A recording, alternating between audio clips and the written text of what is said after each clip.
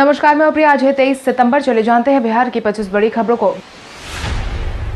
बिहार में 28 सितंबर से खुलेंगे स्कूल। बिहार के शैक्षणिक संस्थान अब जल्द ही खुलने वाले हैं। बिहार शिक्षा विभाग की तरफ से साझा की गई जानकारी के अनुसार बिहार में 28 सितंबर से स्कूल खुलने का बड़ा ऐलान कर दिया गया है। हालांकि स्कूल खुलने के बाद छात्रों के लिए जरूरी गाइडलाइन जारी कर दी गई है, जिसके तहत स्कूल में सोशल डिस्टेंसिंग का ख्याल रखना जरूरी होगा। अपने पेन, पेंसिल, कॉपी, किताब आदि किसी से भी साझा नहीं कर पाएंगे। लैब प्रैक्टिकल क्लासेस अभी नहीं होंगी। स्कूल में इधर उधर घूमने की जरूरत नहीं होगी। इसके साथ ही मास्क लगाकर स्कूल परिसर में छात्रों को रहने की अनुमति दी जाएगी और सैनिटाइजर साथ में रखने का आदेश भी जारी किया गया है। इसके साथ ही स्कूल परिसर को कई बार सैनिटाइज भी किया जाएगा। हालांकि एक छात्र को केवल 2 दिन ही स्कूल जाने की जरूरत होगी। मुख्यमंत्री नीतीश कुमार ने बिहार मेट्रो समेत विभिन्न परियोजनाओं का किया शिलान्यास और उद्घाटन। मुख्यमंत्री नीतीश कुमार ने बीते दिन वीडियो कॉन्फ्रेंसिंग के माध्यम से पटना मेट्रो रेल परियोजना के अलावा स्वास्थ्य, पथ निर्माण, जल संसाधन, परिवहन, वन एवं पर्यावरण और सहकारिता विभाग के अलग अलग योजनाओं का शिलान्यास और उद्घाटन किया है। आपको बता दें, मेट्रो के अलावा नीतीश कुमार ने स्वास्थ्य विभाग के तहत 2814.47 करोड़ की लागत से बिहार में 77 परियोजनाओं का शिलान्यास एवं उद्घाटन किया है। इसके अतिरिक्त सदर अस्पताल कटिहार में 22.67 करोड़ की लागत से 100 बेड का नया भवन, दरभंगा में 45.00 करोड़ की लागत से नया सदर अस्पताल सहित विभिन्न जिलों के अस्पताल का शिलान्यास किया गया है।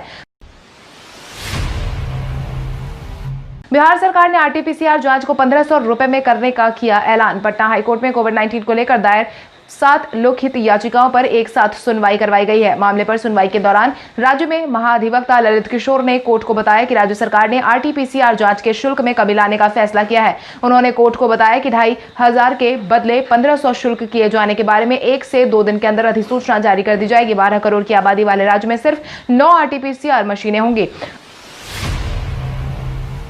अब यूपी बिहार के बीच चलेंगे 166 बसें। यूपी से बिहार से उत्तर प्रदेश जाने वाले यात्रियों के लिए अच्छी खबर। उत्तर प्रदेश रोडवेज और बिहार परिवहन मिलाकर दोनों राज्यों के बीच बसें चलाने जा रहे हैं। बिहार में 97 बसों का तो उत्तर प्रदेश में 69 बसों का संचालन होगा। अब से उत्तर प्रदेश में 25 शहरों से बिहार के अलग अलग जनपदों के लिए भी बसें चलाई जाएंगी। सितंबर 2019 में हुए समझौते के मुताबिक मार्च 2020 में बिहार परिवहन निगम को पत्र भेजकर बस संचालन की तारीख तय करनी थी, लेकिन कोविड-19 की वजह से और लॉकडाउन की वजह से बात नहीं हो सकी, जिसको देखते हुए दोनों राज्यों के बीच बैठक की तारीख तय होनी है। इसके लिए एक पत्र बिहार परिवहन को भेज दिया गया है। बिहार में कोविड-19 प्रभावितों की संख्या पहुंची 1,71,000 के पार।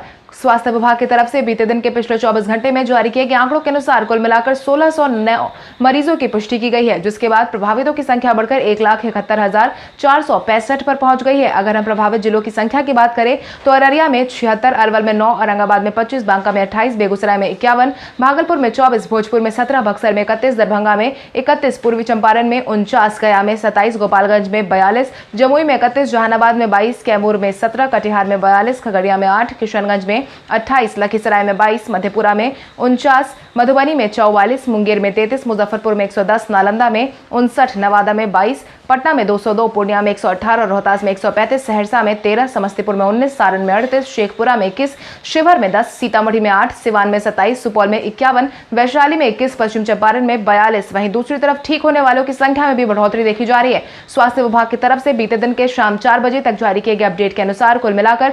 1,57,056 मरीज ठीक हो चुके हैं। वहीं 873 लोगों की जान जा चुकी है।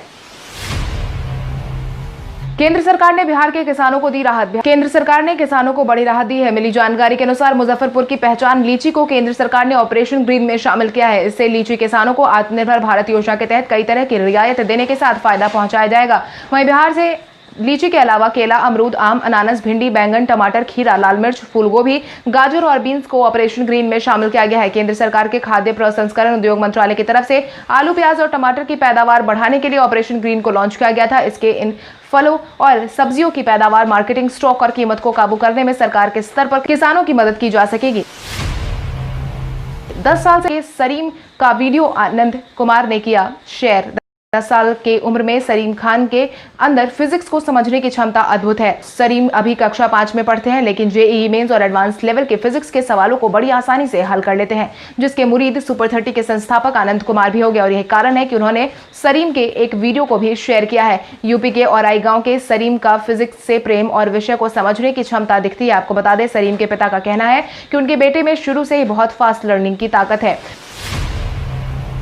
शारीरिक शिक्षक और एसटीईटी अभ्यर्थियों ने जदयू ऑफिस के बाहर किया विरोध। शारीरिक शिक्षकों और एसटीईटी अभ्यर्थियों ने जदयू कार्यालय के बाहर बीते दिन अपना विरोध प्रकट किया है। मिली जानकारी के अनुसार राजधानी पटना में एक बार फिर से शारीरिक शिक्षकों और एसटीईटी अभ्यर्थी सड़कों पर नजर आए हैं। शिक्षकों और एसटीईटी अभ्यर्थियों ने विरोध करते हुए खूब नारेबाजी भी की है। मामला हाथ से निकलता देख शारीरिक शिक्षकों और एसटीईटी अभ्यर्थियों को पुलिस ने हटा दिया था। इन लोगों की मांग है कि कई सालों से सभी शिक्षकों की नियुक्ति को सरकार आश्वासन दे रही है, लेकिन अभी तक नियुक्ति नहीं हो पाई है। आज बिहारी पहचान में हम बात करेंगे रामधारी सिंह दिनकर की। रामधारी सिंह दिनकर हिंदी के प्रमुख लेखक, कवि और निबंधकार थे। वे आधुनिक युग के श्रेष्ठ वीर रस के कवि के रूप में स्थापित थे। रामधारी सिंह दिनकर का जन्म आज ही के दिन यानी कि 23 सितंबर 1908 को बिहार के बेगूसराय जिले में हुआ था। रामधारी सिंह दिनकर को उनके लेखनीय काम के लिए 1959 में साहित्य अकादमी पुरस्कार से भी नवाजा जा चुका है। वहीं उसी साल उन्हें पद्म भूषण से भी नवाजा गया। 1972 में उन्हें ज्ञानपीठ पुरस्कार देकर सम्मानित किया गया था। इसके साथ ही रामधारी सिंह दिनकर स्वतंत्रता पूर्व एक कवि के रूप में स्थापित हुए और स्वतंत्रता के बाद राष्ट्रकवि के नाम से भी जाने गए।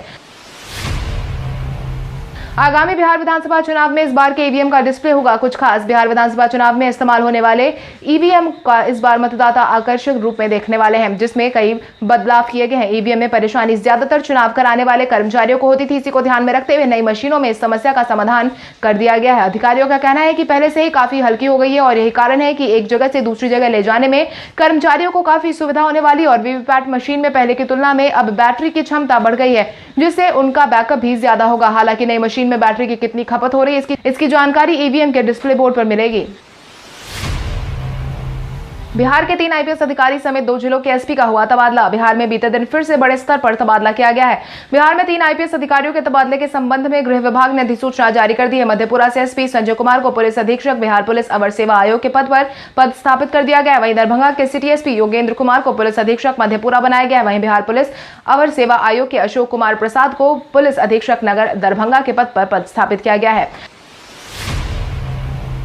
पटना हाईकोर्ट ने बिहार में शिक्षकों की नियुक्ति पर लगी रोक को हटाने से किया इनकार। पटना हाईकोर्ट ने राज्य के प्राइमरी स्कूल में बड़े पैमाने पर शिक्षकों की होने वाली बहाली प्रक्रिया पर रोक लगाने से साफ इनकार कर दिया है। जस्टिस अनिल कुमार उपाध्याय ने नीरज कुमार और दूसरों की याचिका पर सुनवाई करने के दौरान उक्त आदेश जारी किया है। हालांकि अगली सुनवाई में फिर से जानकारी पेश करने का निर्देश भी दिया गया है। याचिकाकर्ता के अधिवक्ता दीनू कुमार ने बताया कि राज्य सरकार ने 15 जून 2020 को एक आदेश पारित करते हुए कहा था कि दिसंबर 2019 में सीटीईटी पास उम्मीदवारों इस परीक्षा में नहीं भाग ले सकते हैं। ऐसे में इस विज्ञापन के बाद बदलाव कैसे किया जा सकता है। बिहार के अधिकांश जिलों में तेज बारिश की जताई गई संभावना। मौसम विज्ञान केंद्र पटना के अनुसार बिहार में कई जिलों में आने वाले 48 घंटों में बारिश होने की पूरी संभावना बनती देखी गई है। बंगाल की खाड़ी में बने कम दबाव का केंद्र बना हुआ है, जिस कारण एक बार फिर से बिहार में मानसूनी सिस्टम ही बनता दिखाई दे रहा है और यही कारण है कि बिहार के अधिकांश जिलों में बादल छाए हुए हैं। मौसम विभाग के पूर्वानुमान के अनुसार आगामी चुनाव में शुक्रवार तक बारिश में तेजी आ सकती है। चक्रवाती हवा का क्षेत्र पूर्वी उत्तर प्रदेश और बिहार के इलाकों में बन रहा है। मानसून ट्रफ लाइन का भी पूर्वी भाग उत्तर बिहार में होकर गुजरने की संभावना है।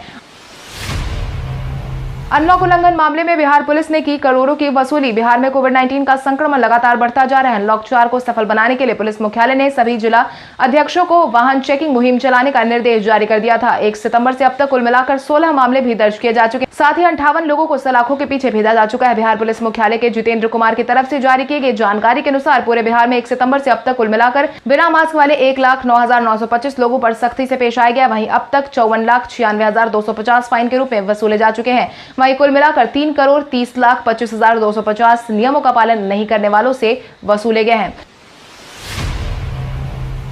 बिहार में दाखिला खारिज के 2.35 लाख आवेदन लंबित। आरटीपीएस के तहत ऑनलाइन दाखिल खारिज के निपटारे की समय सीमा 35 दिन के लिए निर्धारित है, मगर पूरे राज्य में करीब 6 महीने से 2.35 लाख दाखिला खारिज के मामले अटके पड़े हैं। इन मामलों को तुरंत निपटाने का निर्देश राजस्व एवं भूमि सुधार विभाग के विशेष सचिव श्यामलाल किशोर पाठक ने दे दिया है। उन्हें प्रमंडलीय आयुक्त को इसकी मॉनिटरिंग करने का निर्देश दिया गया है। आवेदकों को पहले तो वेरिफिकेशन के नाम पर दौड़ाया गया था, उसके बाद अंचल कार्यालय में लॉकडाउन का बहाना बनाकर काम को रोक दिया गया था।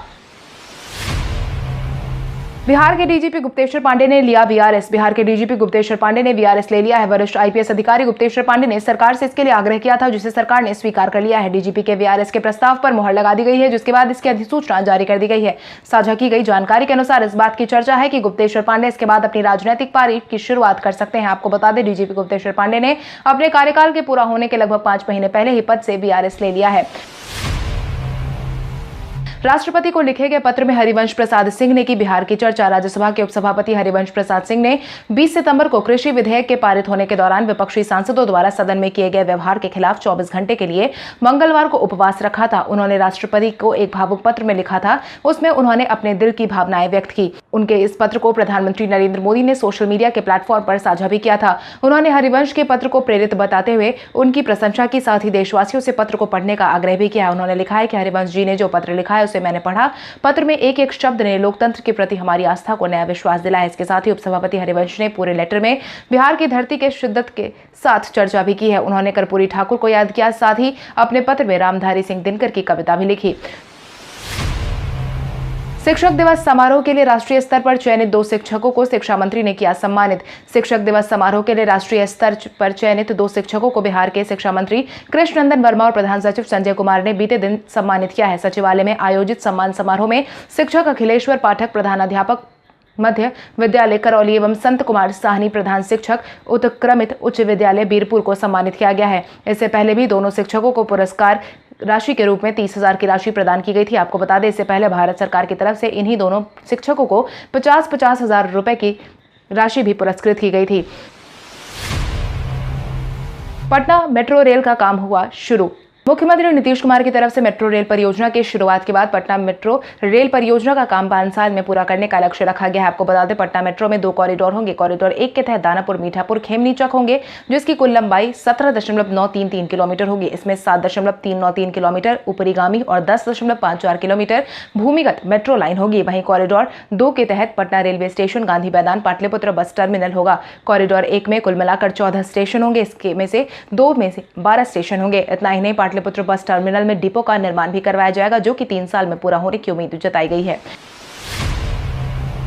तेजस्वी यादव ने एनडीए सरकार की तरफ से अन्नदाताओं को कठपुतली बनाने की कही बात। नेता प्रतिपक्ष तेजस्वी यादव ने किसान बिल को लेकर एनडीए सरकार पर एक बार फिर निशाना साधा है, जिसके तहत उन्होंने कहा कि बिल जिस हड़बड़ी में पास किया गया है, वैसे में इसमें कुछ न कुछ गड़बड़ी तो जरूर है। उन्होंने ट्वीट करते हुए लिखा कि एनडीए सरकार ने अन्नदाताओं को अपने फंडदाताओं की कठपुतली बना दी है। जितनी हड़बड़ी में इस बिल को पास किया गया है, इससे जाहिर होता है कि इसमें कुछ न कुछ गड़बड़ी जरूर है। इस सरकार ने किसान को और किसान की जान की रत्ती भर परवाह नहीं है।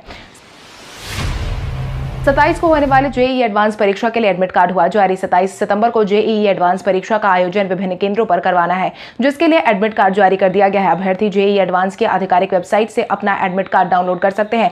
सीबीएसई संगठन के पीआरओ सतीश कुमार ने इस बात की जानकारी दी और बताया है कि अब तक मिली जानकारी के अनुसार जेईई एडवांस परीक्षा का रिजल्ट 5 अक्टूबर को जारी किया जाएगा। इसके बाद 6 अक्टूबर से सीटों के आवंटन की प्रक्रिया शुरू हो जाएगी। हालांकि इस बार कोविड-19 की वजह से परीक्षा का आयोजन देरी से हुआ है। देश भर में 1 नवंबर से शुरू की जाएगी ग्रेजुएशन की पढ़ाई। शिक्षा व्यवस्था के पहिए पर लगा ब्रेक अब धीरे धीरे खुलने लगा है। अनलॉक 4 के बीच कॉलेज खोलने को लेकर शिक्षा मंत्रालय ने बड़ा फैसला लिया है। शिक्षा मंत्रालय के अनुसार 1 नवंबर से देश भर में ग्रेजुएशन की कक्षाएं शुरू करवा दी जाएंगी। मंत्रालय के आदेश के बाद न्यू कैलेंडर भी जारी कर दिया गया है, जिसमें क्लासेस के शेड्यूल को बताया गया है, जिसके तहत 31 अक्टूबर तक नामांकन प्रक्रिया पूरी की जाएगी। 1 नवंबर से ग्रेजुएशन की क्लास शुरू हो जाएगी। 1 मार्च से 7 मार्च तक के लिए प्रिपरेशन ब्रेक दिया जाएगा। 8 मार्च से 26 मार्च के बीच सेमेस्टर का एग्जाम होगा। 27 मार्च से 4 अप्रैल तक दूसरा सेमेस्टर शुरू हो जाएगा। 4 अप्रैल से दूसरे सेमेस्टर की क्लासेस शुरू हो जाएंगी। 9 अगस्त से 21 अगस्त तक दूसरे सेमेस्टर की परीक्षा ली जाएगी। सोनू सूद को फिल्म के पोस्टर से हटाने के पीछे की बताई गई वजह। सुशांत सिंह राजपूत के जाने के बाद अभिनेता सोनू सूद ने नेपोटिज्म को लेकर अपनी प्रतिक्रिया दी है, जिसके तहत करियर के शुरुआती दिनों में उन्होंने भी पक्षपात का सामना किया है। उन्होंने फिल्म के पोस्टर से हटा दिया गया था। सोनू सूद ने मीडिया से बातचीत के दौरान बताया कि मैं फिल्मी फैमिली से नहीं हूं। जो मैंने इंडस्ट्री में प्रवेश किया, ऐसी कई फिल्में थी जिनके पोस्टर्स में मुझे होना चाहिए था, लेकिन मुझे हटा दिया गया। ऐसे में सिर्फ 2 ही रास्ते थे, या तो मैं पोस्टर पर नहीं होने और रोल में कटौती के बारे में शिकायत कर सकता था, या फिर कड़ी मेहनत करके मैं इस योग्य बन जाऊं कि लोग कहे कि मैं पोस्टर में होने का हकदार हूं। उन्होंने आगे कहा कि जिसके पास पावर होती है वो हमेशा इसका इस्तेमाल करेगा, चाहे वो बॉलीवुड हो या फिर कोई और दुनिया। फेसबुक यूजर पोस्ट करने से पहले रखे कुछ खास बातों का ध्यान। फेसबुक यूजर को पोस्ट करने से पहले कुछ खास बातों का ध्यान रखना होगा। फेसबुक पर कोविड-19 वैक्सीन को लेकर भ्रामक पोस्ट करने वालों को सतर्क हो जाना चाहिए। सोशल मीडिया प्लेटफॉर्म फेसबुक ने कहा है कि उसकी तरफ से उन फेसबुक ग्रुप पर और पेज को बंद कर दिया जा रहा है जो कोविड-19 की वैक्सीन को लेकर गलत जानकारी फैला रहे हैं, साथ ही कोविड-19 वैक्सीन के इस्तेमाल की सलाह दे रहे हैं। इतना ही नहीं, कोविड-19 की भविष्यवाणी करने वाले फेसबुक ग्रुप और पेज को भी बंद किया जा रहा है। 24 सितंबर को रक्षा मंत्री राजनाथ सिंह के शिक्षकों और स्नातकों को संबोधित 24 सितंबर को रक्षा मंत्री राजनाथ सिंह ने वर्चुअल माध्यम के जरिए बिहार के शिक्षकों और स्नातकों को संबोधित करने का फैसला सुनाया है। इस कार्यक्रम में ज्यादा से ज्यादा लोगों को जोड़ने के लिए पूरे प्रदेश में वीडियो कॉन्फ्रेंसिंग के लिंक भेजे जा रहे हैं। इसके अलावा रक्षा मंत्री की इस वर्चुअल सभा का सीधा प्रसारण बिहार भाजपा के यूट्यूब और फेसबुक पेज के जरिए भी किया जाएगा। रक्षा मंत्री राजनाथ सिंह खुद एक शिक्षक रह चुके हैं। इसके अलावा वो बिहार की जरूरतों से भी वाकिफ है। यह कार्यक्रम विधान परिषद स्नातक और शिक्षक चुनाव को देखते हुए आयोजित किया जाएगा। कल हमारे द्वारा पूछे गए सवाल का जवाब आप में से बहुत सारे यूजर ने हमें कमेंट करके दिया था, उसके लिए आपका बहुत बहुत धन्यवाद। आप में से जिन यूजर का कमेंट हमें अच्छा लगा है उनके नाम है उजाला चौधरी, सोनू राजवंशी, मिथुन सिंह, शाहनवाज अहमद, सुबोध कुमार, अरविंद प्रसाद, नीतीश कुमार, ओमकार सिंह, पवन एंटरटेनमेंट, चंदन कुमार, हेमंत राज, शंकर यादव, जलंधर शेखर, जयशंकर कुमार, रवि रंजन कुमार, नीरज कुमार। इसके अलावा हमारी टीम को और भी लोगों के जवाब अच्छे लगे हैं, मगर समय के अभाव के कारण हम उनका नाम नहीं ले पाए, लेकिन आप हमारे सवालों का जवाब देते रहे। हम कल आपका नाम लेने की पूरी कोशिश करेंगे। तो चलिए बढ़ते हैं आज के सवाल की ओर। आज का सवाल कुछ इस प्रकार है, बिहार में 28 सितंबर से 9वीं कक्षा से स्कूल खोलने का फैसले पे आपकी राय क्या है? अपने जवाब हमें कमेंट करके जरूर बताएं। इसके साथ ही आज के लिए बस इतना ही। अगर आप ये वीडियो हमारे YouTube पर देख रहे हो तो हमारे चैनल को सब्सक्राइब करें और बेल आइकन दबाना ना भूलें। और अगर आप ये वीडियो हमारा Facebook पर देख रहे हो तो इस वीडियो को लाइक करें और ज्यादा से ज्यादा शेयर करें। धन्यवाद।